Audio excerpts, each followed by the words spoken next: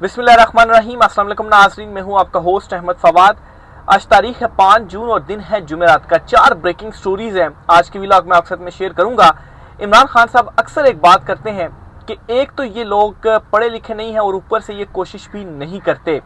वो कहते हैं ना कि नकल के लिए भी अकल की जरूरत पड़ती है। सिकंदर सुल्तान राजा, जिन्हें सबसे बड़ा मोहरा समझा जाता है एस्टेब्लिशमेंट का, खास तौर पर धांधली से मुतल्लिक, इन्होंने पाकिस्तान तहरीक इंसाफ को सामने वाले इलेक्शन में बड़ी धांधली के जो सबूत है वो फराहम कर दिए हैं और कैसे खुद इलेक्शन कमीशन ने अपने ही कवानीन की खिलाफ वर्जी की है। कुछ एक्सक्लूसिव डिटेल्स हैं आपके साथ में शेयर करूंगा। दूसरे नंबर पर यह जी कि army chief general Asim Munir, field marshal general Asim Munir के खिलाफ आखिरी ऑप्शन के इस्तेमाल का मामला क्या है, इमरान खान साहब क्या करने जा रहे हैं, इस पर भी कुछ तफसीलात आप साथ में शेयर करूंगा।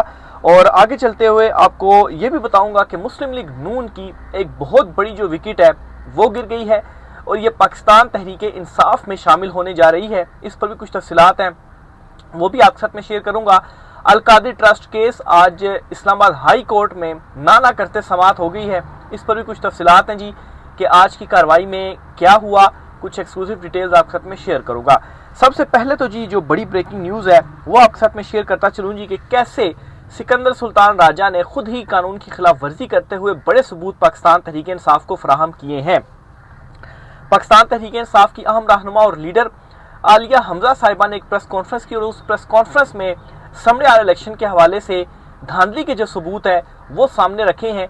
लेकिन अब एक ऐसा बड़ा सबूत धांधली का सामने आ गया है जिसे झुटलाया नहीं जा सकता इवन की अदालतों में। हाँ, अगर अदालतें जो है वो आपकी अपनी हैं और उन अदालतों में जो है वो कानून और किसी चीज़ को मद्देनजर रखते हुए फैसले दिए जाते हैं तो वो एक अलग मामला। बहरहाल जी सबूत ये आया जी कि 139 पोलिंग स्टेशन सामने वाले इलेक्शन के 200 के करीब पोलिंग स्टेशन थे।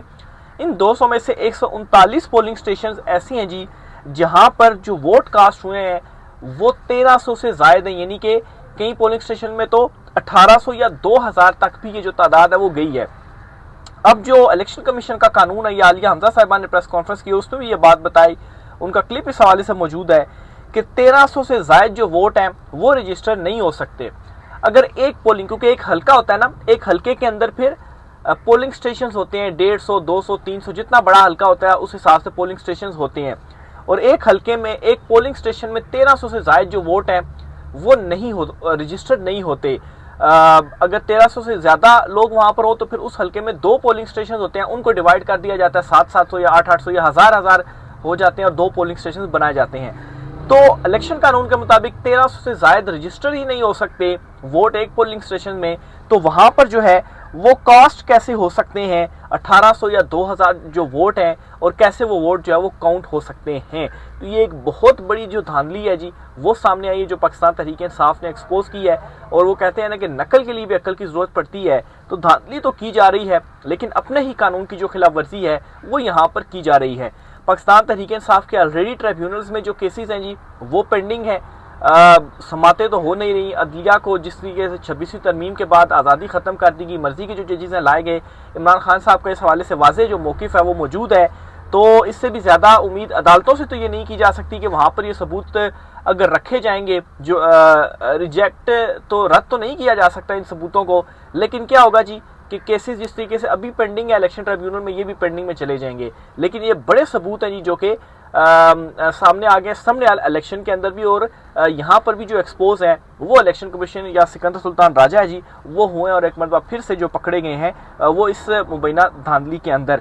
दूसरी खबर आपके साथ ये शेयर करनी है जी कि एक तो इमरान खान साहब ने तहरीक का ऐलान किया है और इमरान खान साहब ने कल जो मैसेज दिया, इस मैसेज के बाद ये बात तो क्लियर हो गई है कि खान साहब ने तमाम कश्तियाँ चला दी हैं और किसी किस्म के अब जो मुज़ाकरात है वो किसी से भी नहीं होंगे और तहरीक ज़रूर चलेगी। आसमा शिराजी साहिबा हैं जी जिनको के हवाले से ये समझा जाता है जी कि ये ज़रा एस्टेब्लिशमेंट के करीब है और उनकी भी ही जो पैगामात वगैरह होते हैं वो पैगाम रसानी करती हैं।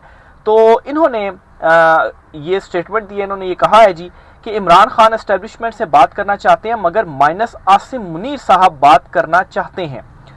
यानी कि इमरान खान साहब चाहते हैं कि एस्टेब्लिशमेंट से बातचीत हो लेकिन आर्मी चीफ आसिम मुनीर जो है वो ना हो, वो माइनस हो और फिर उसके बाद बात हो। इमरान खान की डिमांड यह है कि आखिरी हद तक एस्टेब्लिशमेंट के खिलाफ जाया जाए, बल्कि एस्टेब्लिशमेंट के खिलाफ नहीं, जनरल आसिम मुनीर के खिलाफ जाया जाए। तो इमरान खान साहब जो है वो आखिरी हद तक जाना चाहते हैं और आखिरी जो ऑप्शंस हैं वो इस्तेमाल करना चाहते हैं। और इसमें उन्होंने ये भी बता दिया कि ये जो मामला है इमरान खान वर्सेस एस्टेब्लिशमेंट तो है, लेकिन Imran Khan versus army chief Asim Munir भी है। तो ये एक बहुत बड़ा दावा है जी, जो कि आसमा शराजी साहिबा की जानिब से किया गया है। अब इमरान खान साहब कर क्या रहे हैं, ये जो तहरीक है और इमरान खान साहब ने जो सख्त मौक़िफ़ अपनाया है, इमरान खान साहब के कुछ जो स्टेटमेंट्स हैं वो आपके सामने रखता हूँ जी। इमरान खान साहब ने कहा है कि मेरा एस्टेब्लिशमेंट को पैगाम है, आपको तहरीक इंसाफ की ज़रूरत है, तहरीक इंसाफ को आपकी ज़रूरत नहीं है। फिर इमरान खान साहब ने कहा जी कि 3 वजूहात की बिना पर इस वक्त कौम को इत्तेहाद की शदीद ज़रूरत है। मोदी इस वक्त ज़ख्मी है और पाकिस्तान पर एक मरतबा फिर हमलावर हो सकता है। भारत की माशत हमसे काफ़ी मजबूत है और इसके 700 अरब डॉलर के ज़खायर हैं।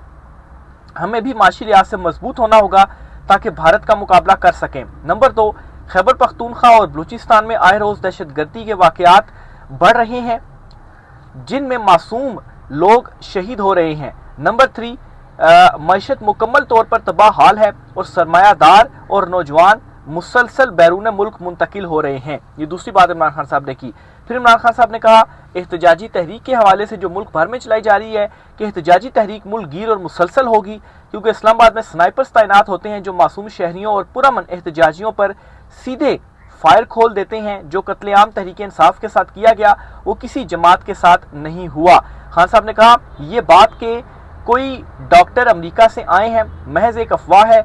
जब इन पर दबाव आता है तो ये मुझसे बातचीत का आगाज कर देते हैं और जब दबाव खत्म हो जाता है तो सख्ती बढ़ा देते हैं।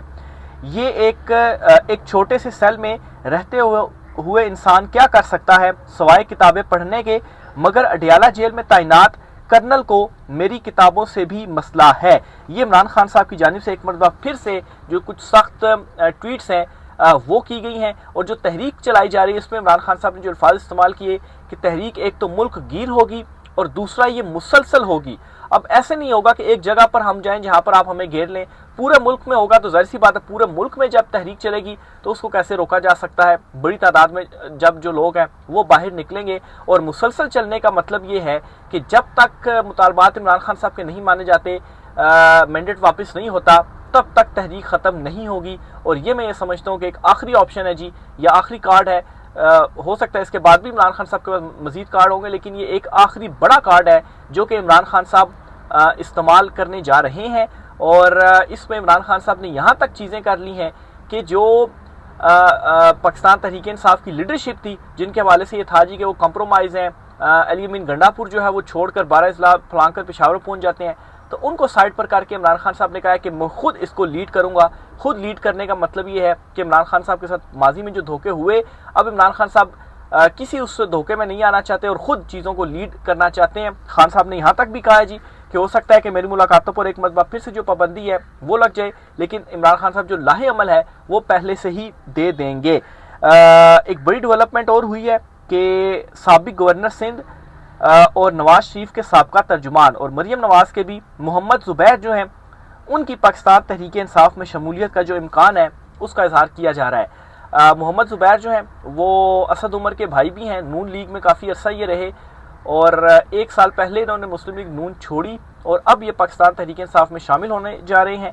और साबिक सदर डॉक्टर आरिफ अलवी जो हैं उनके ज़रिए ये पाकिस्तान तहरीक इंसाफ में जो शमूलियत है वो इख्तियार करेंगे। बहरहाल जी इनके ऊपर भी बहुत सारी क्वेश्चन मार्क्स हैं जो इनका किरदार रहा, लेकिन 1 साल से जब से नून लीग से इन्होंने छोड़ी है, जिस तरह से पाकिस्तान तहरीक इंसाफ को डिफेंड कर रहे हैं, तो एक राह हमवार ज़रूर इनकी जानिब से की जा रही थी कि ये पाकिस्तान तहरीक इंसाफ में शामिल हों, क्योंकि इनके भाई जो असद उमर हैं उन्होंने भी पाकिस्तान तहरीक इंसाफ छोड़ दी है। तो अगर ये पाकिस्तान तहरीक इंसाफ में शामिल होते हैं, अभी तक तो नहीं हुए, ज़राए से ये खबर बताई जा रही है, अगर ये पीटी में शामिल होते हैं तो एक ये बहुत बड़ी जो डेवलपमेंट है जी वो होगी। मज़हर अब्बास साहब सीनियर जर्नलिस्ट हैं, उन्होंने एक बड़ा इंकशाफ किया है। नून लीग और पीपल्स पार्टी के दरमियान सदारत की जो नशिस्त है, इस नशिस्त को लेकर खींचातानी जो है वो हुई नवाज शरीफ और आसिफ जरदारी के दरमियान। कैसे खींचातानी हुई जी? मियाँ साहब ने जरदारी साहब से कहा मेरी पार्टी के लोगों का ख्याल है और ख्वाहिश भी कि मैं सदर बन जाऊं, जिस पर जरदारी साहब ने मुस्कुराते हुए जवाब दिया मेरी पार्टी का भी मेरे बारे में यही ख्याल है। ये मज़हर अब्बास साहब है, सीनियर जर्नलिस्ट, उनकी जानिब से जो इंकशाफ है जी वो किया गया। इनके मुल्क की इनकी कोई फिक्र नहीं है जी। एक कहता है जी कि मेरी पार्टी वाले कहते हैं कि मैं सदर बन जाऊँ, दूसरा कहता है मेरी पार्टी का भी यही ख्याल है। तो जाहिर सी बात है शहबाज शरीफ जब क्या इधर से वज़ीर आज़म बन गए हैं तो फिर सदारत जो थी वो जो बंडर बाट हुआ उसमें फिर पीपल्स पार्टी के हिस्से में या आसिफ जरदारी जो है उनको ही जो सदर था वो बनाया जाना था। आखिर में जी आपको बताता चलूँ कि 190 मिलियन पाउंड यानी कि अलकादिर ट्रस्ट केस जो है इसकी आज समाअत हुई है। और आज बैरिस्टर सलमान सफदर साहब ने ये भी बताता चलूँ कि 2 हफ्ते कहा जाता रहा जी कि इस हफ्ते मुकर्रर होगा केस, लेकिन मुकर्रर नहीं हुआ। और आज जो नैब प्रोसिक्यूटर वो आकर अदालत में क्या कहते हैं, वो अदालत में आकर कहते हैं जी कि मुझे आज इस हवाले से जो नोटिस है वो मिला है और मैंने क्या किया जी कि नोटिस मुझे मिला और जो है वो अभी हम टीम तश्कील दे रहे हैं, समाअत मुलतवी की जाए, हमें वक्त दिया जाए, हमने जो जवाब है वो जमा करवाना है। अब इनसे कोई पूछे कि आज आपको नोटिस की या कुछ रोज़ पहले आपको नोटिस किस तरह से मिल सकता है, ये अदालत बता रही है 2 हफ्तों से जी कि हम केस समाअत के लिए मुकर्रर करते हैं और तीसरे हफ्ते जाकर अदालत ने जो केस है जी वो समाअत के लिए मुकर्रर जो है वो किया। और नैब प्रोसिक्यूटर आकर कहते हैं जी कि उनको जो नोटिफिकेशन है वो जो है वो अभी कुछ रोज़ पहले ही मिला है और तैयारी के लिए उनको जो वक्त है वो चाहिए। तो ये खैर हीले बहाने ही थे कि केस को आके जो है वो ले जाया जाए, ईद के बाद ले जाया जाए। बहरहाल सलमान सफदर साहब ने जो आज दलाइल दिए वो आपके सामने रखता हूँ जी। उन्होंने कहा जी कि ये जो तारीख है वो हमें आसानी से नहीं मिली, ये इमरान खान साहब के वकील हैं, ये बहुत मुतनाज़ केस है, इससे कबल साइफर केस में भी सज़ा दी गई है। 190 मिलियन पाउंड केस से मुतल्लिक पहले जो है वो ट्वीट्स होते हैं और ट्वीट्स में फैसले से कबल ये बताया जाता है और तारीख भी बताई जाती है कि इस तारीख को ये जो सज़ा है वो दी जाएगी और फिर उसके बाद फैसले का तो नहीं, फैसले का तो सिर्फ जज को मालूम होता है। तो पहले से ये कुछ जो लोग हैं वो कैसे ट्वीट करके तारीख और जो सज़ा है वो बता देते हैं। फिर उन्होंने कहा जी कि मियाँ बीवी को जेल में बंद करके रखा गया है, तोशा खाना 1, तोशा खाना 2 और फिर 190 मिलियन पाउंड केस बनाया गया। इमरान खान साहब पर 300 से ज़ायद मुकदमात जो है वो बनाए गए हैं। इमरान खान के खिलाफ ये मुतनाज़ तरीन फैसला है। ट्रायल अदालत से सज़ा होती है, हाई कोर्ट में कहते हैं कि सज़ा गलत हुई, मुअत्तल कर दी जाए।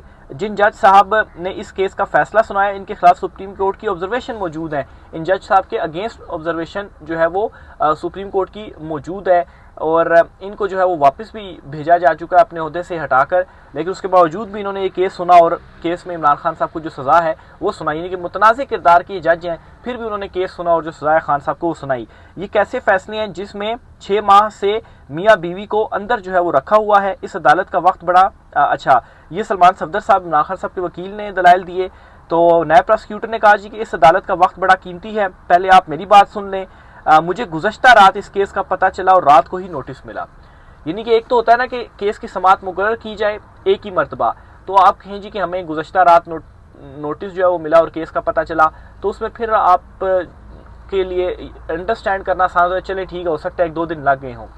इस केस में ये हुआ कि एक मरतबा ये 1 हफ्ते के लिए मुलतवी हुआ, अगले हफ्ते समाअत के लिए मुकर्रर नहीं हुआ। चीफ कायफ मकाम चीफ जस्टिस सिद्धार्थ डोगर जो हैं उनसे मुलाकात हुई, उन्होंने कहा जी कि अगले हफ्ते करेंगे, अगले हफ्ते भी नहीं हुआ और अगले हफ्ते फिर मुलाकात हुई। अगले हफ्ते के बाद जो है वो इस हफ्ते जाकर केस समाअत के लिए मुकर्रर हुआ और वो भी ईद की छुट्टियों से 1 रोज़ कबल। आज जुमेरात है, कल जुम्मा है, जुम्मे से ईद की छुट्टियाँ हैं। पाकिस्तान में हफ्ते वाले दिन इंशाअल्लाह ताला ईद होगी, तो जुमेरात को ये केस मुकर्रर होता है और नैब प्रोसिक्यूटर कहते हैं जी कि मुझे तो गुज़श्ता रात ही नोटिस मिला और केस का जो है वो पता चला। तो 2 मरतबा तारीखों के हवाले से ऐसे हो चुका और ये कह रहे हैं हमें गुज़श्ता रात पता चला, तो साफ ये पता चल रहा है जी कि केस को मुलतवी कराना चाहते हैं। तो उन्होंने जी फिर कहा जी कि हमें 4 हफ्ते दे दिए जाएं, हम इसमें जो है वो जवाब भी दाखिल करेंगे और फिर उसके बाद हम जो है वो एक स्पेशल जो टीम है इसमें वो लाना चाहते हैं।